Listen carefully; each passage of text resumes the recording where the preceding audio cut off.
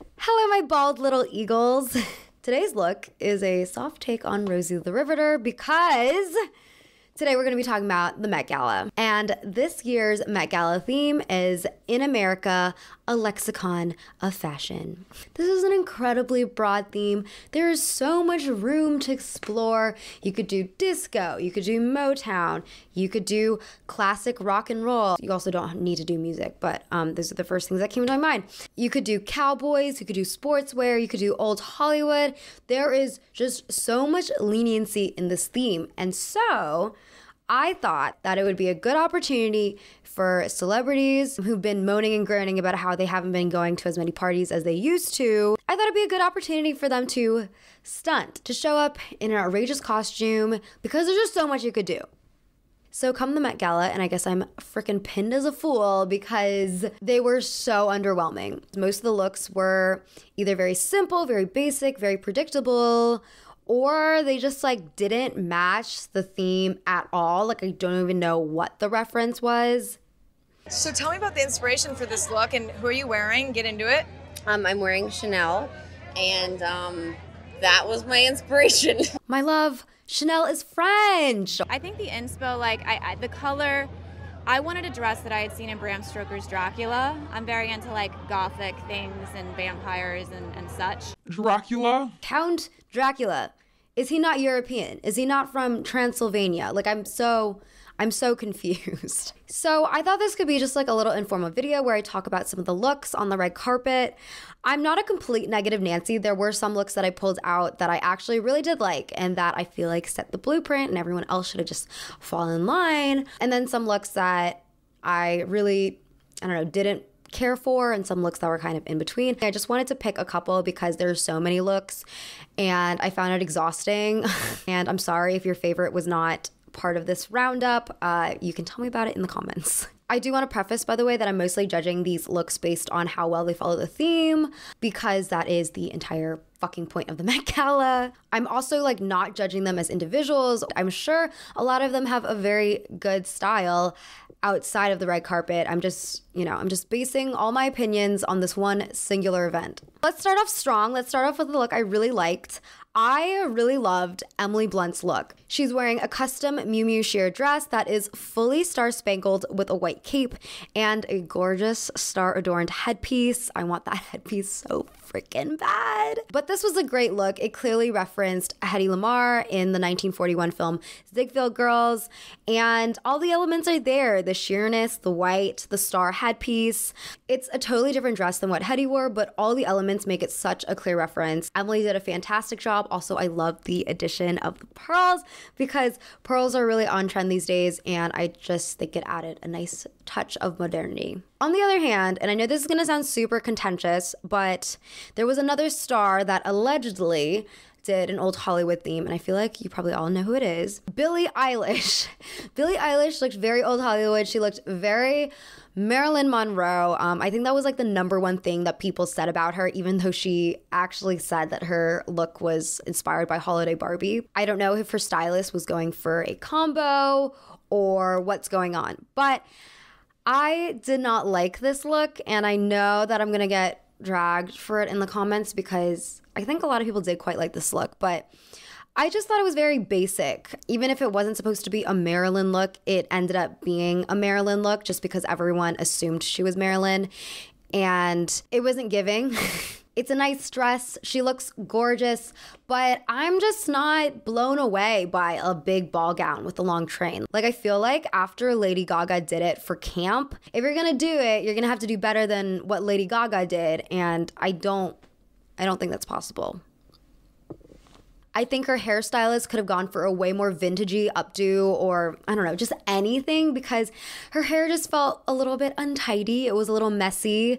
I don't really know what they were trying to do, but usually with vintage hairstyles, you'll notice that they're very sleek. There's no hair out of place. Like right now, I don't know. I kind of just threw this together and it's not the best look, but I'm not going to the Met Gala, so it just would have made her look a lot cleaner, a lot sleeker if her hair wasn't so blah, blah, blah. And at the end of the day, we've just seen so many Marilyn looks, like in movies, on the red carpet, as Halloween costumes. It's just so predictable when you think of like American icons. And because it's done so often, like not at the Met Gala, I would have liked for her stylist to push in a different direction. And if Holiday Barbie was really her vibe, which is totally fine, I'm pro Barbie, but it wasn't giving Barbie because, one, her hair should have been longer. Like, they should have given her a wig or extensions because Barbie, I feel like, is really known for the luscious long hair. And then also a holiday edition. Usually they would have like a bow detail or fur trim or velvet, something that speaks more to Christmas. I personally wouldn't go for a holiday Barbie look just because it's September, but if you're gonna do that, if you're gonna choose that, commit to it. Okay, another old Hollywood inspired look we have here is Kendall Jenner's. I love this dress on its own. It fits her very well. It's very pretty. I love the collar detail. She looks gorgeous.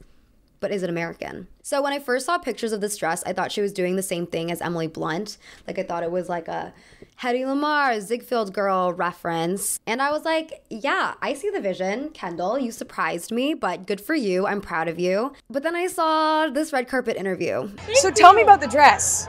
Well, it's the inspiration was Audrey Hepburn's My Fair Lady. We Yes. just did a modern take on that moment, you know, her and Hubert. I love were- Audrey, so like we really wanted to kind of take a special moment of hers and make it our own, and Yeah. I feel like he did an amazing job. She wore Givenchy all the time. Interesting choice, considering Audrey Hepburn is from Belgium and is a British citizen, and also how My Fair Lady is literally takes place in England and is literally about English class politics. So none of that really rings a bell for Americana for me personally. Another old Hollywood look we have here is Gemma Chan wearing an anime Wong-inspired dress. The dress was designed by Prabal Gurung, who is Nepalese American and actually made a collection last year with models walking down the runway wearing sashes that said, who gets to be American. So I think with that background and the fact that it's Gemma Chan, this reference makes total sense and I really like it. I love anime Wong, so I'm never mad about an anime Wong reference. Do I like the dress? Okay, so I like it and I don't like it. I like it because I think it's incredibly cool that the dragon embroidery at the front of the dress was actually traced from a Qing Dynasty hand scroll in the Met's museum collection. And I think the look is very on theme. I think it's very cool that Gemma Chan is rocking her heritage by paying an homage to literally like the woman who paved the way for Asians in Hollywood. The only thing I didn't really like was the silhouette because Gemma Chan did post images of anime Wong on Instagram before the Met Gala. And one of the pictures was definitely the main reference for Gemma Chan's look. And I don't know, just in comparison to the original, I love 1930s fashion. So I'm probably biased in this sense. But I'm not really into the strapless mini dress shape. I feel like it kind of cheapens the dress. This is how I feel about all like strapless mini dresses, by the way. So again, bias. But Anna looks so elegant in this like really long, slim fitted dress that kind of pulls a train at the bottom of the hem. Yeah, I think I would have liked something a little bit more simple, something a little bit more elegant. I thought Gemma's green train kind of looked like 3 yards of unfinished fabric just tacked onto the back of the dress to make it a little bit more interesting at the last minute because it just wasn't coordinated with the rest of the dress. Of course, she looks beautiful, so it's not like a bad look because she's beautiful. But yeah, those are just my thoughts. At least it was on theme though, so I'll give it that. I love Iman's look so much, and I hate to say it because D&G did play a part in it, and we just don't support D&G on this channel. But it's just so extravagant. It's exactly what I would want from the Met Gala. So she's wearing a custom bustier with trousers, a tiered and gilded feather cage overskirt, and a matching headpiece. This was a collaboration between Harris Reed and D&G. Reed said that he was inspired by ballroom culture in America's golden age. So this is like what I wanted because one, she's wearing pants underneath a feathered crinoline. And even though Harris Reed was inspired by ballrooms, it wasn't taken so literally as I feel like Billie Eilish's look was, where it was like literally a ballroom dress. I admire the innovation more, the creativity more for this look. Reed also said, America is a country where anything is possible. So to be yourself, the most heightened, most radiant, most over-the-top version of that is truly what I aim for within my design work. That essence informed this design, coupled with the legendary Iman, who has been a constant inspiration for me. Yeah, this look is definitely more conceptual than the other ones. It's not taking a specific motif. It's not making a reference to a specific celebrity, but I really like it. And I think that's one of the coolest things about the Met Gala themes. It's just like you can really run with it and interpret the themes as much as you want. Like that's the entire point, to be as creative as possible. I feel great because the whole evening is about hope. A ray of light. Kind of like what Iman said, I feel like she wore this dress because it represents hope. And at least in the 20th century, I feel like that's what a lot of immigrants coming to America felt America represented. It represented a land of opportunity, if you will. And that's the entirety of American propaganda, right? In that regard, I do think she also not only looks amazing, but also fits the theme pretty well. Another gold look we have is Lil Nas X, and I personally think he looks fabulous. I love the idea of having 3 outfits and transforming on the red carpet. It's very fun. So it really hurts to say that I just don't understand how it fits the theme at all. He did explain it a little bit. Okay, we wanted to start with like royalty, you know, or like a cloak, you know, like we're in our shell, right? And then we break out of it a little bit more, you know. You know, it's kind of like me when I got into the industry, nobody knew who I was. And then we got the armor, right? Mm-hmm. It's like I built this shield around myself, even though I came out. And then this year, I feel like I really came out, you know? Totally. And that's what this represents, like this breakdown into this, you know? So I can understand where he's coming from, and I feel like these outfits represent more of his personal identity and personal journey as a citizen of America. That's like the biggest stretch I can give it. But the outfit itself is not giving America. The decadent robe makes me think of Europe. It makes me think of coronation gowns. It makes me think of King George. It's just not part of American folklore to have these royalty figures and these knights and everything. It's very Great Britain. That's not America. The last fit was okay. It could have been paying an homage to disco if I want to take a reach. So it's a no for me. Even though I love Lil Nas and I feel like he rocks many red carpets every time he's on there, but it was not delivering. Another big upset for me was Cara Delevingne because I really rocked with her Heavenly Bodies confessional look, and I thought the camp look she did was also pretty good. But this year, my girl, what is going on? I see the vision. The corset definitely reminds me a little bit of a straitjacket or maybe a vintage 1960s corset. Like if you've been on eBay and you look up camp corsets, like the brand Camp, they kind of look like this corset. But the message across the top, peg the patriarchy. I've got a bone to pick with that one. She's speaking to gender oppression clearly. If there is a straitjacket reference in there, then yes, women have historically been characterized as being prone to mental illness and have been like unfairly shipped off to these abusive mental asylums for, you know, God knows, like every reason under the sun. If it's a vintage corset reference, then I'm like eye rolling a little bit, but whatever. So it's Dior Maria Grazia. For me, if anyone doesn't know what this word is, you're gonna have to look it up because I'm not gonna explain it right now. But peg the patriarchy, you know, it's about women empowerment, women equality, gender equality, but you know, it's a bit like stick it to the man. Overall, I'm not against the intention. I know she has good intentions. Like I'm not a Cara hater. However, it implies that pegging is like overtaking something, and it implies sexual violence. The idea that penetration is the act of taking power away from something or someone is actually very patriarchal. And it's the same rhetoric that's used to justify gender differences, to justify oppression towards women and other genders, and is the same rhetoric that also justifies homophobia. So I don't know, like obviously like Cara is not homophobic or against women or whatever. It's just, I just don't think she thought it through enough. Okay, Timothée Chalamet. A lot of people didn't like this look from what I saw on Instagram, and I see why people wouldn't like it because I think pairing a tuxedo jacket and sweatpants is a pretty bold look. But hey, at least he did better than most of the other men who showed up with their predictable black suits. So yes, the bar is starting off pretty low. Timothy's wearing a satin Hader Ackerman tuxedo jacket, a Rick Owens turtleneck, white Chuck Taylors, and sweatpants adorned with some 1920s Cartier brooches. Ackerman told Vogue his inspiration for the look, saying, "Whenever I visit America, I'm always struck by the wonderful clash of uptown and downtown cultures, of music and sports, and all of this energy just mixing together." Hence why we see this eclectic mix of leisure wear and formal wear. Timothy also said that his look was an homage to Chuck Taylor.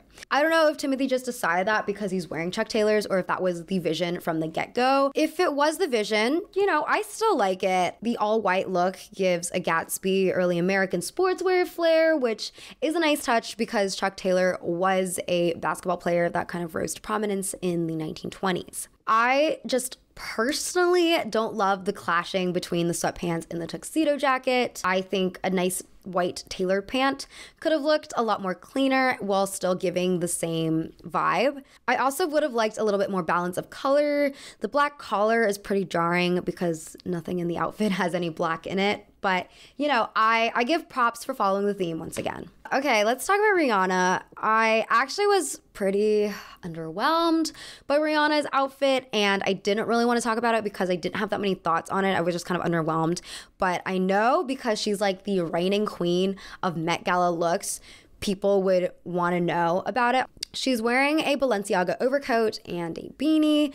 The overcoat is definitely a reference to the famous Balenciaga balloon dress from 1950, and the beanie, I can tell, is a reference to the clashing of high fashion and streetwear that feels very American these days. However, and I noticed this with a lot of celebrities, not just Rihanna, but Cristobal Balenciaga is from Spain. Like, he is a Spanish designer, so I don't really understand why you would pick a famous design from him as a reference for an American theme. I love Rihanna and she has killed it on consecutive occasions, so I feel like my expectations for her were just a lot higher. But yeah, I was pretty disappointed in this look. Also, I forgot to add this in earlier while I was recording, but you can still wear a European designer or a non-American designer and still fit the American theme. For example, Lupita Nyong'o did an amazing job with her red carpet look. She's wearing Versace, but the entire gown is made of denim, and this was like a tribute to the fact that denim was such a huge part of American culture and how cotton, along with indigo, which goes into the production of denim, was cultivated by enslaved peoples in the South. Also very interesting, but Fashioning the Self, this Instagram account, pointed out that the styling of her afro was inspired by the artwork of the African-American artist Lorna Simpson, who created a series of colleagues using archival images of Black women from Ebony and Jet. So long story short, you don't need to wear an American designer, but you gotta make sure your reference is at least American. One of my favorite looks of the night, which is probably the last look I'm gonna talk about because I'm getting a little tired, but I definitely want to point out Quanah Chasing Horses look. She's an indigenous model and wore an outfit clearly inspired by her North American heritage. So if you didn't know, Jocelyn Billy Upshaw, who was Miss Navajo Nation in 2006, flew her Navajo jewelry collection to NYC for Quanah's look. The layering of all the turquoise necklaces is just absolutely right. The Dundas gold cutout gown is stunning. The way it drapes on her body, and I love how it has a little disconnected cape in the back. Disregarding the theme, she looks amazing, but then with the theme, she looks even more amazing. So yeah, that is my roundup of some Met Gala looks. And even though I did talk about some of the looks that I really liked, overall, I felt like the looks were very disappointing. Probably even more disappointing than some previous years, though camp was very rough. It's just like the theme this year was so much more lenient than previous themes. Like, it was way more lenient than like Heavenly Bodies, and I just don't understand why it was so hard for people to be creative, especially because they have stylists, they have designers. Like, there's an entire team that goes behind creating these looks, and they were just not giving. I would have liked to have seen more corporate mascots, like takes on McDonald's or Wendy's, because that would have been fun. I would have liked to see more Little House on the Prairie, like American high school archetypes like prom queens and cheerleaders. Ciara did have a sick football player look though. I loved this one too. But you know, there's diner waitresses. There's all these different doll collections like Barbie, American Girl doll, Bratz, all these artists from America like Andy Warhol. There's just so much they could have done. And I feel like everyone just limited themselves to like Statue of Liberty motifs, red, white, and blue color scheme, old Hollywood references. I just would have liked to see more range. People just need to listen to a couple more Lana Del Rey songs to figure out their inspiration, because the content is out there, the mood board is out there. But anyways, I'm gonna stop talking about this now. If you wanna share in the comments what look you like the most, what look you like the least, whatever look I didn't cover in this video, the comments are all yours. It's free reign. And thank you for your time. I'll see you next time, and I hope you have a lovely rest of your day. Bye.